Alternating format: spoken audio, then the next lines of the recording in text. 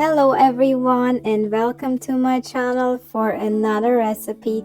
Today I'll be making a very delicious fall cake and it's gonna be the apple cake. It consists of a very soft and fluffy cake bottom, then a homemade apple mousse and topped off with a ricotta cream and drizzled with some cinnamon. It's definitely calling out fall, so I recommend you try this cake and I'm pretty sure you'll think of it every coming fall. And if you don't like the cinnamon on top, you can always shred some chocolate and put chocolate on top. It doesn't have to be cinnamon if you don't like it. Or you can just do a little bit of a cinnamon drizzle, whatever you prefer, but I definitely tell you, try this cake. So let's get going. We will start with the recipe. We're going to peel and core some apples and cut them into little pieces. So if you want a thick layer of apple mousse inside the cake, you can use 3 or 4 apples, but 2 apples will definitely be enough for this cake. And this apple mousse is so delicious. You can use it as a jam on a slice of bread. It's so good, so why not make some extra, right? So if you want some leftovers, I recommend do 4 apples and you will love the leftovers. And but if you just want to do enough, use 2 apples. All right, so let's peel them, core them and slice them into little pieces, and then we'll continue with the next step. Once we have sliced the apples, we will weigh them on a scale because we will need the same amount of sugar in there. So if you have 500 grams of apples, you will need 500 grams of sugar in there. I used 4 apples and I'm gonna use 3 tablespoons of lemon juice for those 4 apples inside. So if you use less apples, you will have to add less lemon juice. So then we're going to heat our apples with the sugar on our stovetop and make sure you stir continuously so they don't burn on the bottom. So once they're on high heat and they're starting to bubble, we will turn the heat down about to low medium and cook the applesauce for about 15 minutes. While our applesauce is cooking, we will prepare our cake bottom. For the cake bottom, we're going to use 4 eggs, then add 2 cups of sugar. Then we're going to mix it with our mixer on high speed until the egg and sugar mixture become very fluffy and turn white in color, and the size will double about 2 or 3 times. Then we're going to sift in 2 cups of flour and 2 tablespoons of baking powder.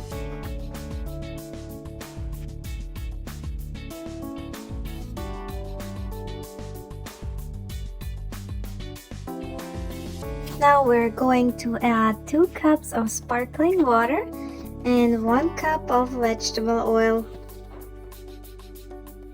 Now let's mix everything up well until everything is nicely incorporated, and then we'll spread the batter inside a spring form. We will bake the cake at 360 Fahrenheit or 180 Celsius for about 30 minutes. Use a toothpick to check if your cake is done.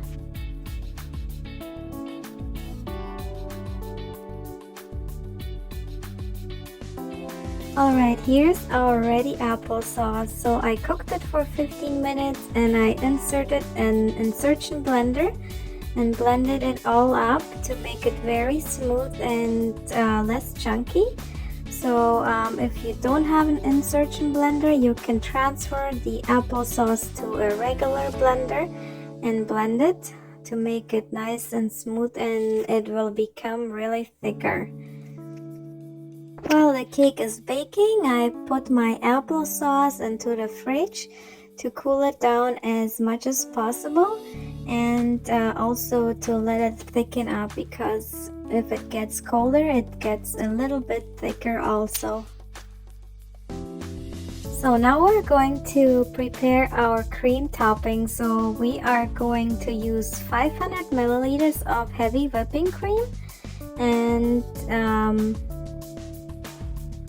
you will add about half a cup of icing sugar, and then we'll beat our whipping cream until it's nice and thick. Next, I'm gonna add 1 container of ricotta cheese. It's 475 grams of smooth, extra fine ricotta cheese. Then we'll mix this all up together so it becomes one nice smooth mixture. The cake bottom has been baked and cooled off, so make sure it's at room temperature when you're going to add your applesauce on top of the cake layer. So we will give it about 1 centimeter of filling. So spread your applesauce on top of the cake at this point.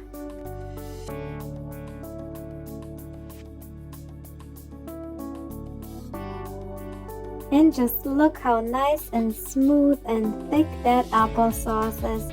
So I definitely recommend use a blender or an insertion blender right into your saucepan, so your applesauce will become this nice and smooth. Okay, now it's time to put our ricotta cream filling on top of the applesauce. So spread it out in all corners, and then use a spatula or a cake. I'm using a cake lifter for smoothing out the top. So make it all nice and pretty and smooth.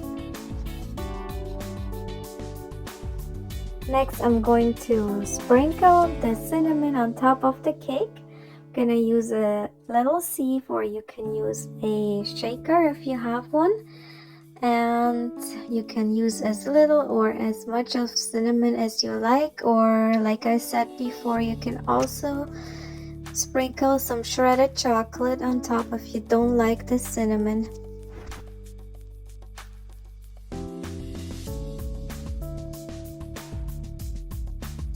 After this, our cake will be all done, and I recommend you refrigerate it for at least 3 to 4 hours, and best maybe overnight if you have the time. It will combine all those juices and the flavors.